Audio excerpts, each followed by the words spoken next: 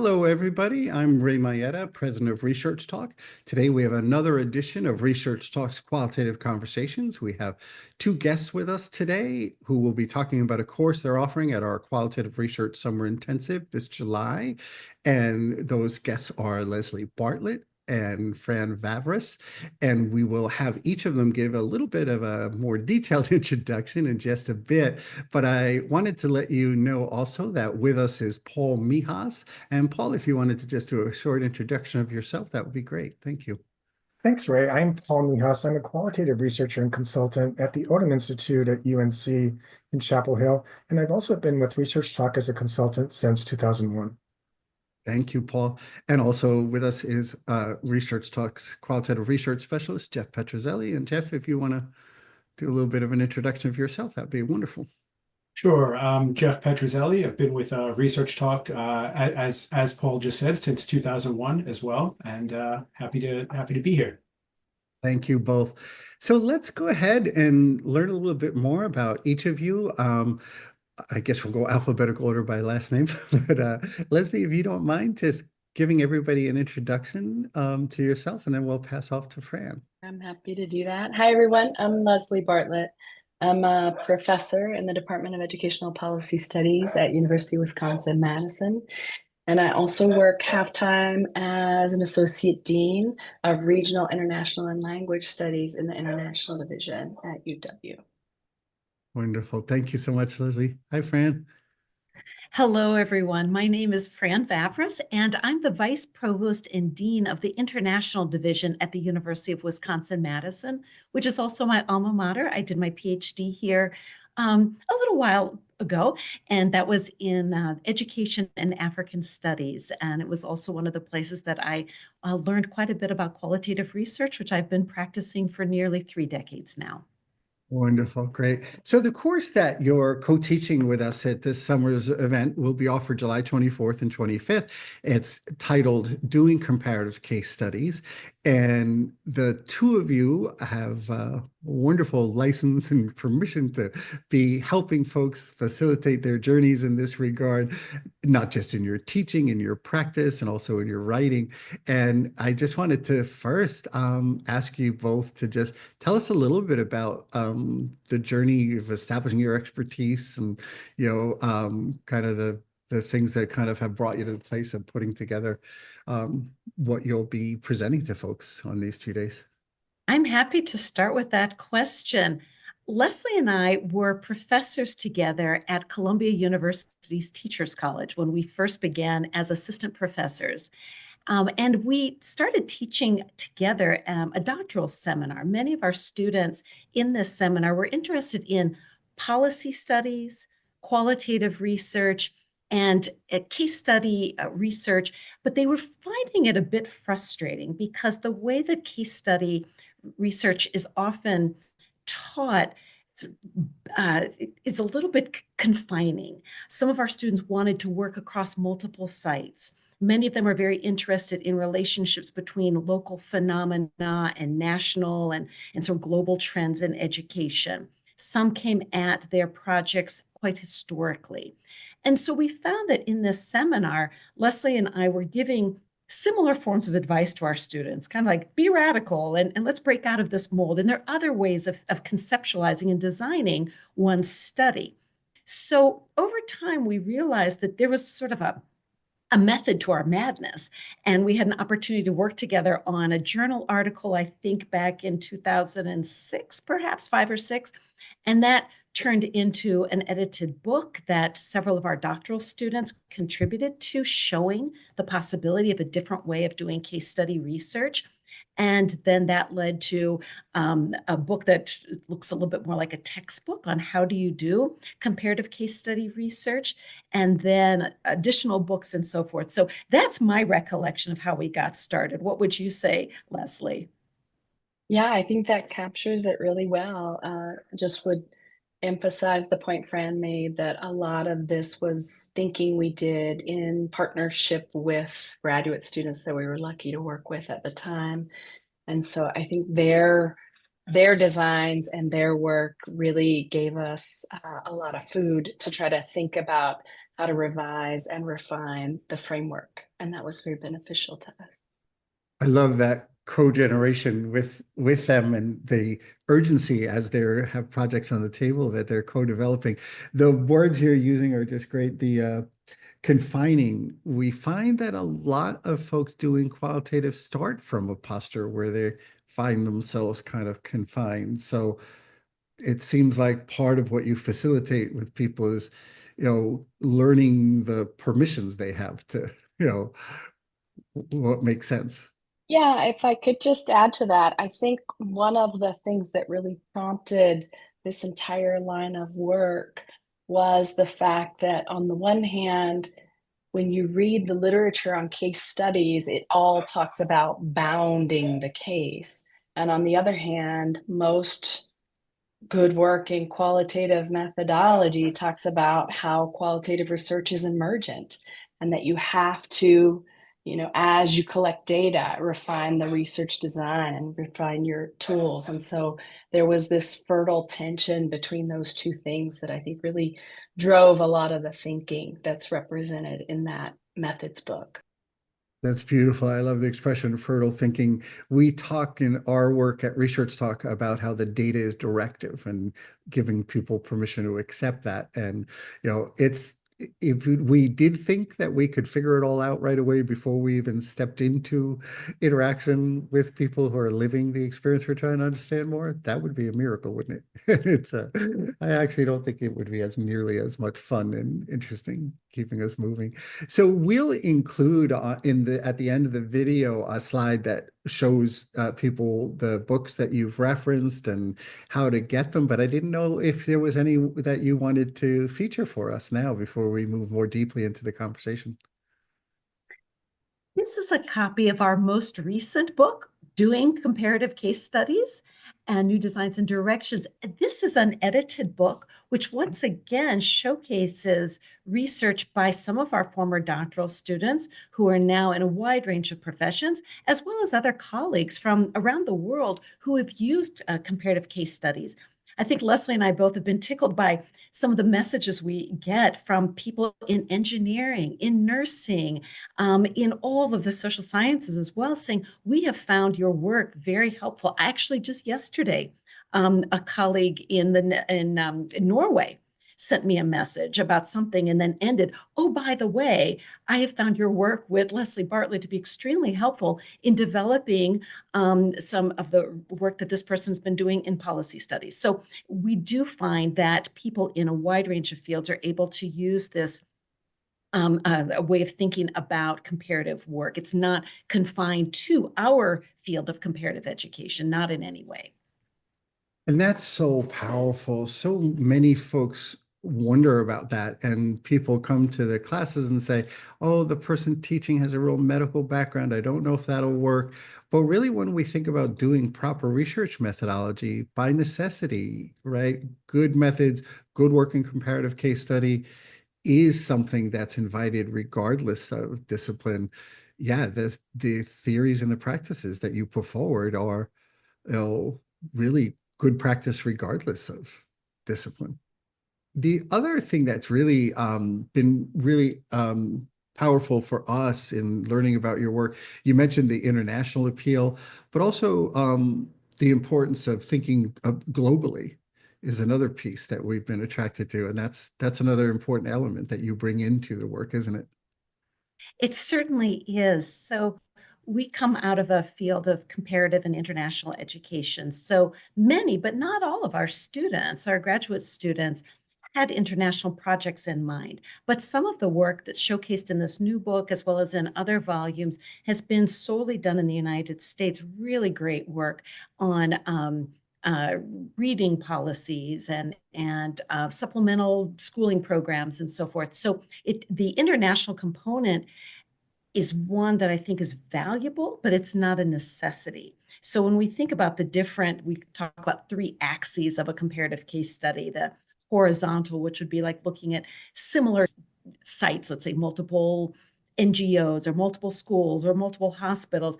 That's one element, but there's also this vertical element where we're asking people to think about how a phenomenon develops at different scales. So it could be very local, Madison, Wisconsin, but how do phenomena that we're dealing with in our field in Madison, Wisconsin reflect national and often international trends? So that's where we ask people to think about these ways that international or global phenomena, policies, practices might trickle down to a local level and trickle up from a particularly telling site.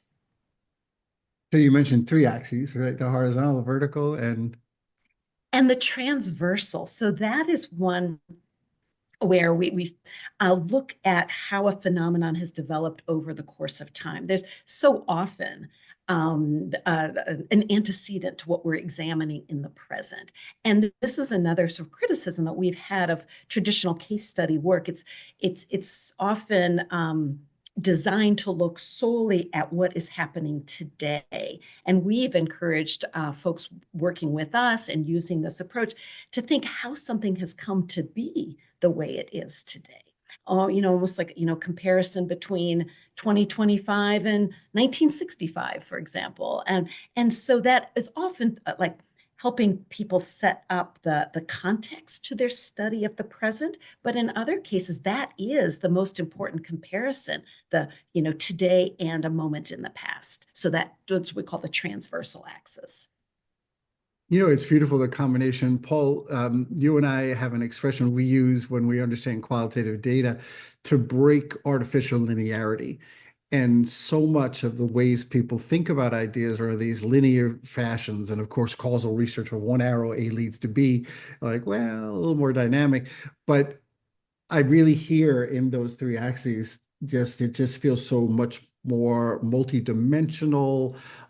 It really feels like it really comes to life with shape and not just kind of this quick, simplistic view. It adds so much depth to the picture as we go. Paul, I know this is there's probably more than one place that you wanted to come in. Just, let me invite you into the conversation. Sure. So I find that sometimes students and early researchers are intimidated by the thought of doing comparative case study, and they feel like that they can easily get lost. I wonder if you could talk about how your course can help people kind of stay grounded and kind of understand that some of the different dimensions you're talking about, and kind of make this seem more doable and more possible for them. Sure, I can start, Fran, and then I'm sure you'll have good thoughts about that. So one of the things that I do, Paul, in working with doctoral students is have them draw it, right? Have them have some kind of visual representation of the phenomenon of interest, of the potential places that they might do the work, of what they anticipate might be important relationships or important factors to consider.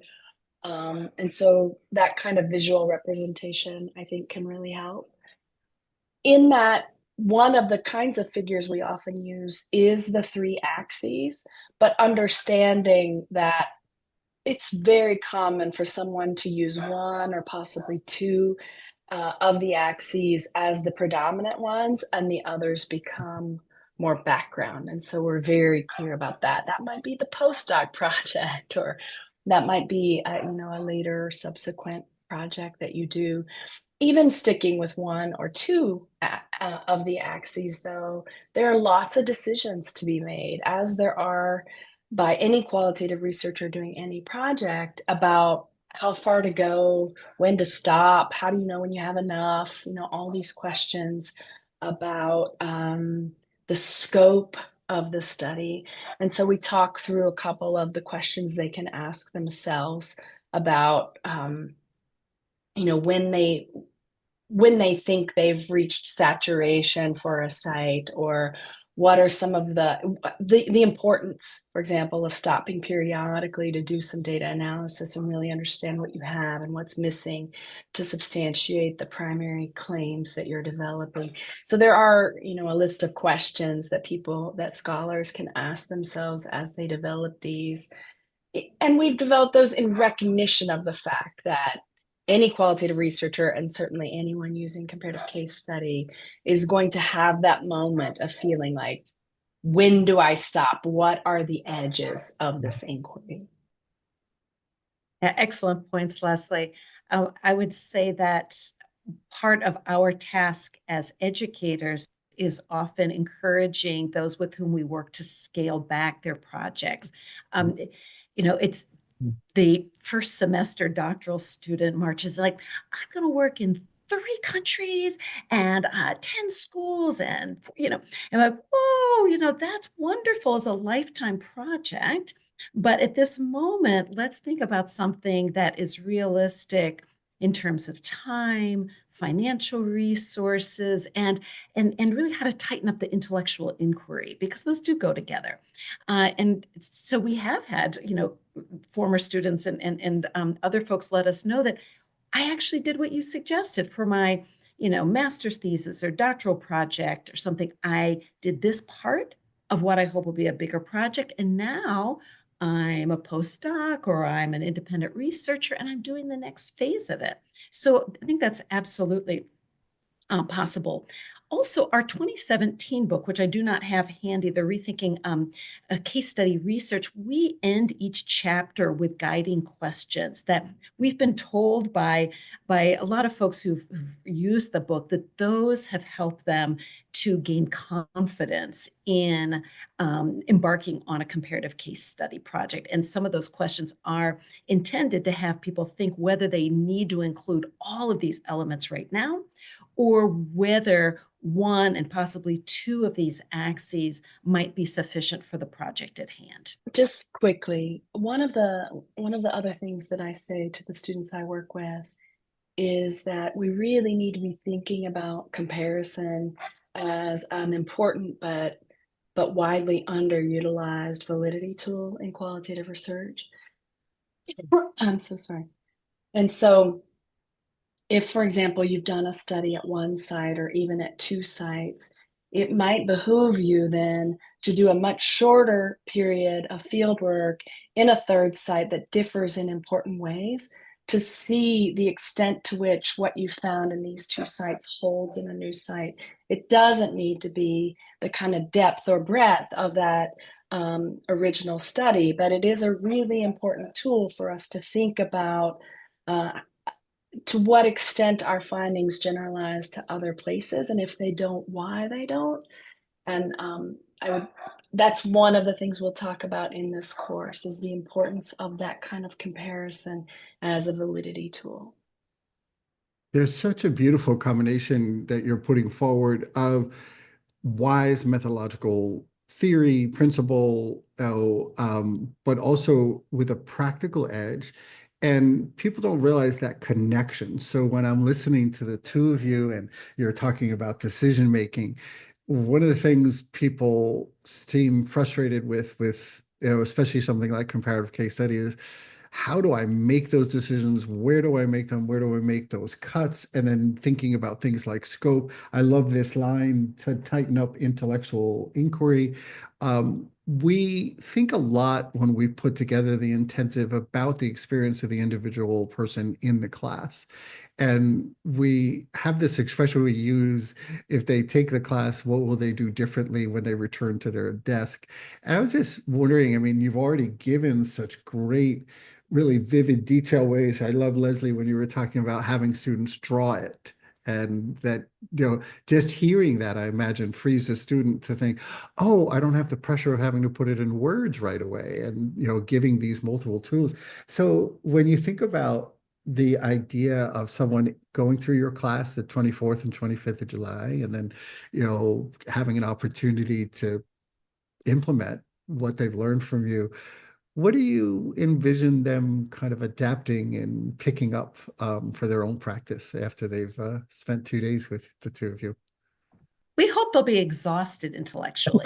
I mean, just like, whoa, this was really, mind expanding. And we need to take a break for the weekend. But then on Monday morning, we can't wait to get down to work. So we hope it will be very stimulating. Something that we have built into the course, which is central, I think, to our pedagogy, is workshopping. So something that I think folks will get out of the class will be a set of questions that they can ask of themselves as they're working through a research project, but also asking of their colleagues. And so we hope that through the class, people will find a buddy or two, a critical friend whose work is similar or different, but at least they're able to ask each other the kinds of questions that will advance their scholarship, advance their projects.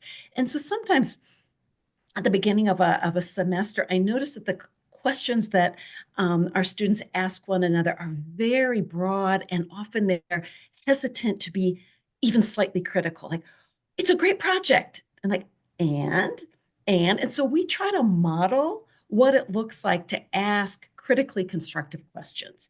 And so if people go back to their desks on Monday morning and can pull out some of those questions to ask of their own work and also of others, I think that's really invaluable, because regardless of the project, some of these questions would hold, like questions about good research questions.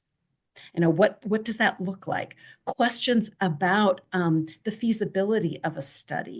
Is this actually realistic for a 3-month chunk of your life? Or is this really a 3-year project? So I think part of that toolkit that will be filling in the course will be questions that people will be able to utilize for many years in the future.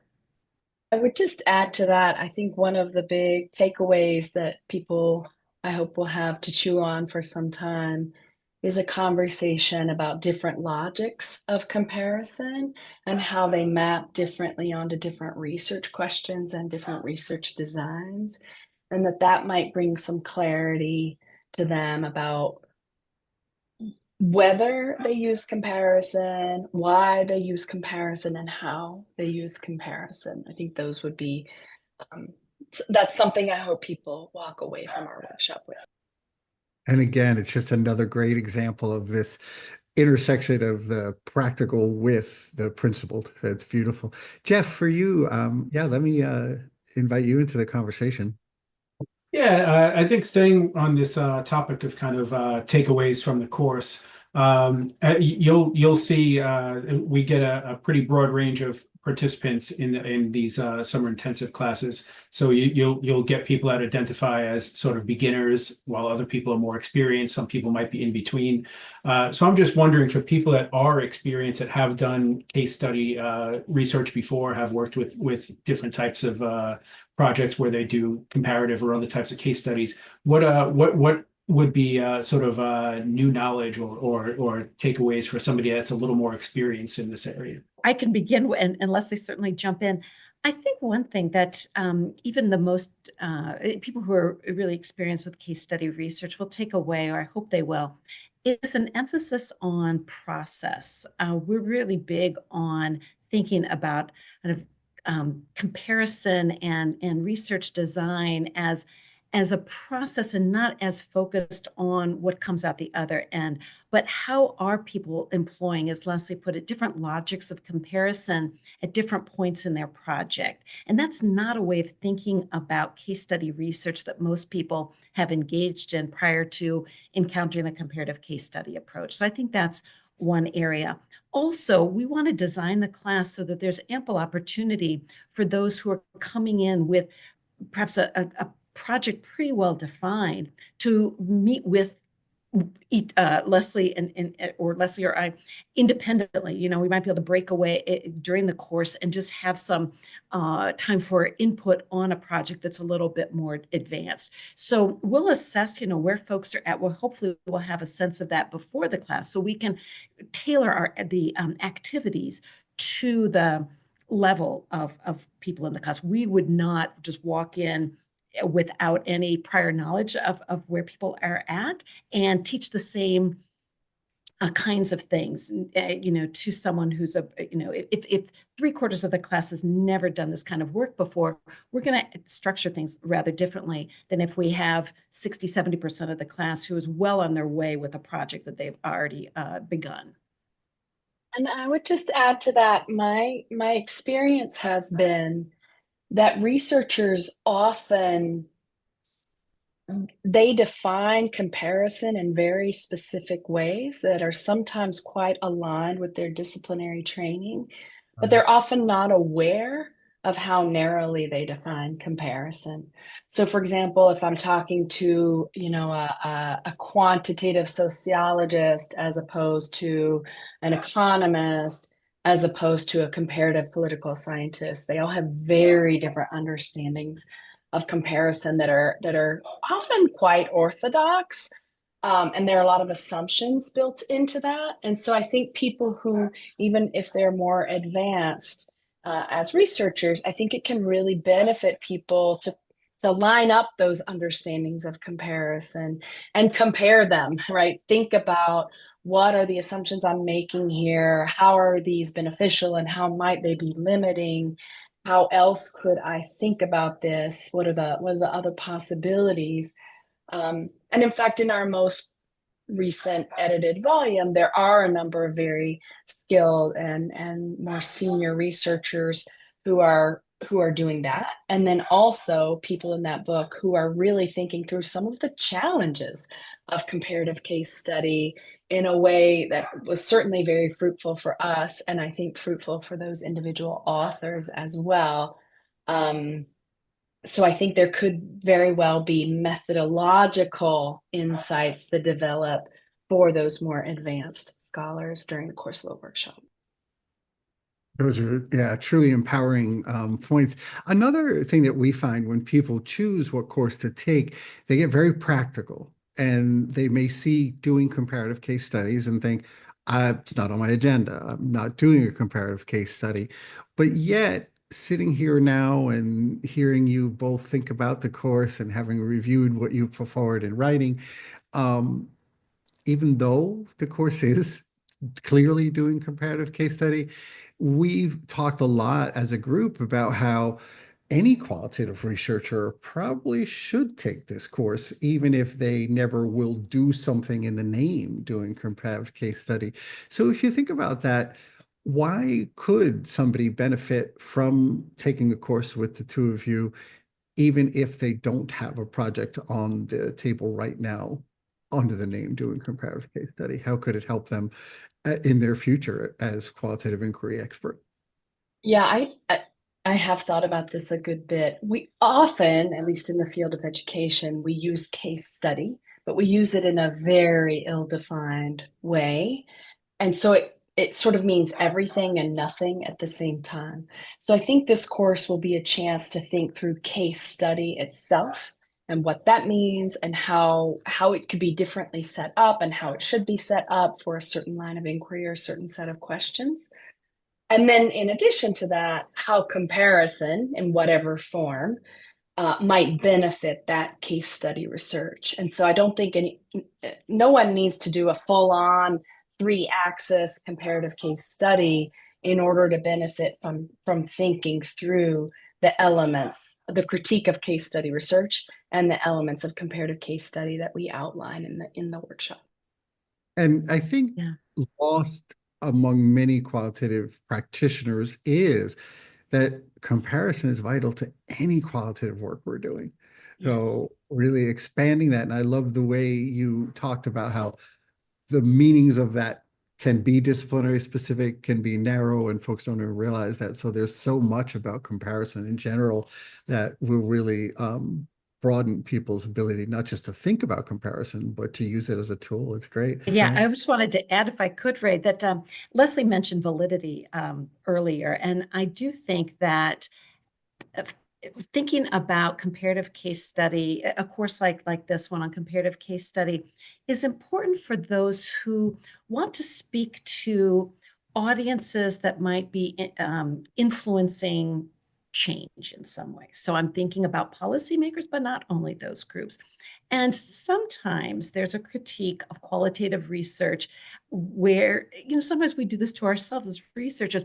I don't want to generalize beyond my one site, or there's a hesitancy to do that. But we feel that diminishes the power of the research that's been done. So to be able to say, not only this is what I found at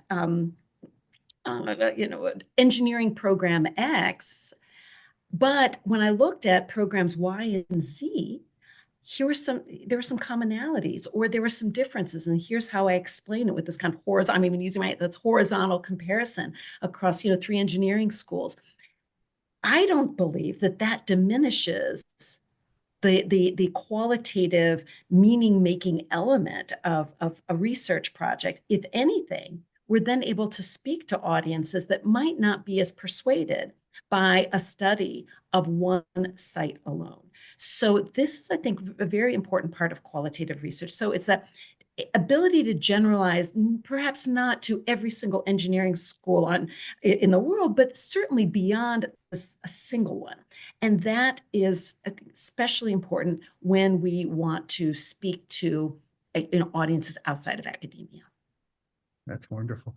So there's a closing question that we had in mind, but I just wanted to check first to see if either of you had anything that we didn't cover, or Paul or Jeff.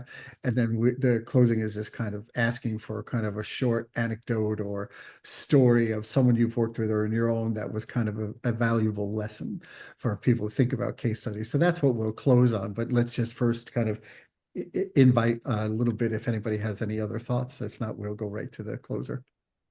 Well, I'm just going to say something here, and Lesley, I hope you won't be embarrassed, but Lesley Bartlett is a fantastic teacher. I think I can hold my own as well. And we love teaching. I mean, we both do, I'm a full-time higher education administrator right now, but I'm itching to get back into the classroom, and I'm already trying to find ways of doing that. We really enjoy teaching, and I hope that comes through in this course. It certainly does today in our conversation. We clearly see that. My friend beat me to the punch, because despite the fact that she said time with me is exhausting earlier in our conversation, I will say I've never regretted any time spent with Fran Vavrus. So we're looking forward to meeting all the folks who'll join us for this course and expanding our networks and learning through their projects and sharing with them questions and suggestions that might benefit their work. So thank you all for that opportunity. I had a friend once who said, it's the kind of exhaustion that's exhilarating. So that's where we're at.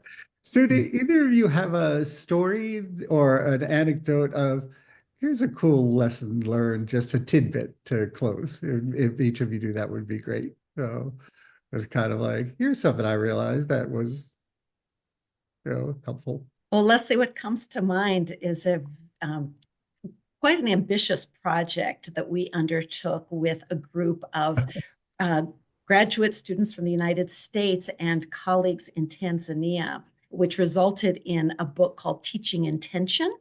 And it was about international education policy and national political economy in Tanzania, and a set of 6 high schools in which this team did research. So it's, I don't know, 12 researchers altogether, 6 schools, 2 regions of the country. It was an ambitious project, and we could not have done this alone. We also built in what we didn't realize at the time was going to be a comparative element, but in the observations in the schools, we paired a Tanzanian researcher and a US researcher. And even though English is a medium of instruction in Tanzanian high schools, there's a lot of Swahili, the national language, spoken in the schools. So these research teams at the end of each day were to get together and compare notes about what happened and use a template that we'd created for classroom observation. And I was struck in there how this was another comparative dimension, because guess what? They didn't see the same things in the classroom. And in part, it was because of cultural differences, linguistic differences, but also I think about disciplinary background. And so having those rich discussions among these pairs of researchers, which informed our overall interpretation of what was going on at these schools, just made it probably the messiest project we've ever dealt with. And thank goodness we had some very good people helping with, data management. But out of it came some really revealing tales that would not have risen to the surface had we not had these particular pairs of people working together and across the horizontal and vertical and transversal axes. And we had a lot of fun in that project, yes. We did. That was actually the story I was going to share. That's so funny because we didn't discuss that in advance. I would completely agree. I think that that entire project was a revelation, and there were the things we learned all along the way about the value of comparison within a team, across researchers, across sites, across time. It was just really quite remarkable. It also was a really humbling experience, I think, for the US scholars on the team to realize what we didn't know. And also when it came time to trying to use the findings to inform policy, how much better our Tanzanian colleagues were at reading what's required, at understanding what's required to influence policy and thinking about how to represent the work to that broader audience. So it really was an incredible learning period. I guess one thing I would say to just offer another angle is I'm teaching the comparative case study book this semester. And one of the students asked me, why do you all call it a heuristic? And I was like, oh gosh, I really don't know. And so I had to really think about that for a while. And I think, Fran, you tell me if I'm right, that we meant for it to be a very broad umbrella. We meant for it to be a kind of framework within which people could use very different questions, very different tools, but still be united in thinking about how they might use comparison to strengthen their project and their findings. And so we have certainly seen that people have used comparative case study framework in a very broad, very diverse set of studies. And that's the insight, I think, that sticks with me, that there is no one right way to do it, that people take it and remake it in accordance with their needs and their interests and their purposes in ways that I think are delightful and that push the boundaries of it to the benefit of all of us. So I hope that will be true of the folks who join us for the workshop as well. Fabulous. I want to thank Paul and Jeff, but also especially Lesley and Fran. Clearly, through this conversation, we see what each of you brings, but I love that what came through to me is the partnership makes so much sense and the energy. And Lesley, you had a wonderful nonverbal when you realized Fran was offering the same story that you had on the table. So I don't know, Fran, if you caught that, but we'll send you the video. But it was a confirmation of the power of the relationship you two have built over the years. So we finish each other's sentences, and I think they're better sentences because of it. Nice, nice. We are, by the way, at ResearchTalk, we have a project going on lifelong friendship, and we're interviewing pairs of friends who've been friends for at least 15 years, and they're dyadic. And it is so much fun. We interviewed two women who are 66. They've been friends since they were 6 years old. And we just let people carry the conversation. I do those with my colleague, Allison Hamilton. So we could have a separate conversation if the two of you want to share some of that angle. Just let Jeff know. But yeah, it was very nice. We're really happy to welcome you to our Qualitative Scholar team. On behalf of Odum and ResearchTalk, we welcome you. We're really looking forward to the course and doing comparative case study offered July 24th and 25th. At the close of the video, you'll also see a slide about how to learn more about the course and to register. Thank you both. Enjoy the rest of your day, and we really appreciate Thank you. Thank you so much. Bye.